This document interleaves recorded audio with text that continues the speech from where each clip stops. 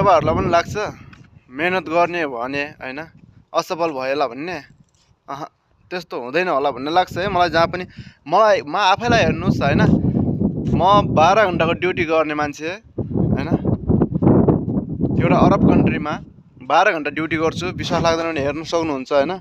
यो पुरै अरब कन्ट्री हो हैन। यो अरब कन्ट्रीको सिन हो हैन यो हैन पुरा बालुवा छ।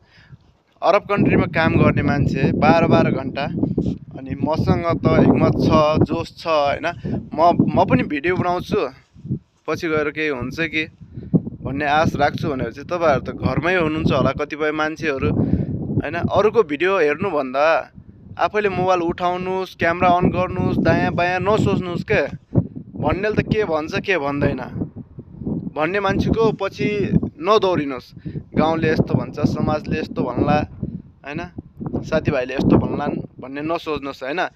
बस मोबाइल समात्नुस् क्यामेरा खोल्नुस् यता उता नहेरेर हैन सिधै रेकर्ड गर्नुस् अनि पेल दिनुस् फेसबुकमा हैन। यस्तो गर्नुस् तपाईहरुको भिडियो कस्तो भाइरल हुन्न एक न एक दिन त अवश्य भाइरल हुन्छ क्या हैन। भाइरल भएपछि त अब कुरै नगरौँ हैन। अब भाइरल नहुनेसम्मको जस्तै म जस्तो भनौँ न म पनि त्यति ठुलो हैन अब म पनि भर्खरै स्टार्ट गरेको अहिले अब समथिङ 1 महिना जति भयो हैन। तपाईहरुको साथ सपोर्ट चाहिएको छ हैन। तपाईहरुको साथ सपोर्ट बिना म केही नै हैन है हैन। एउटा अरब कन्ट्रीमा यसरी हैन 12 घण्टा अहिले खाना खाने 1 घण्टा लन्च दियो हैन।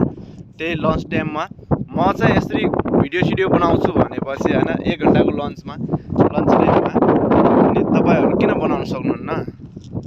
तपाईहरु जुन मजाले बनाउन सक्नुहुन्छ है। भिडियो बनाउनुस् आजभोलि हैन मान्छेहरुले युट्युबर बनेर फेसबुक क्रिएटर वाला बनेर हैन टिकटकर बनेर यति धेरै पैसाहरु कमाइराछन् कि त्यो तपाईहरु सोच्न पनि सक्नुहुन्न के हैन।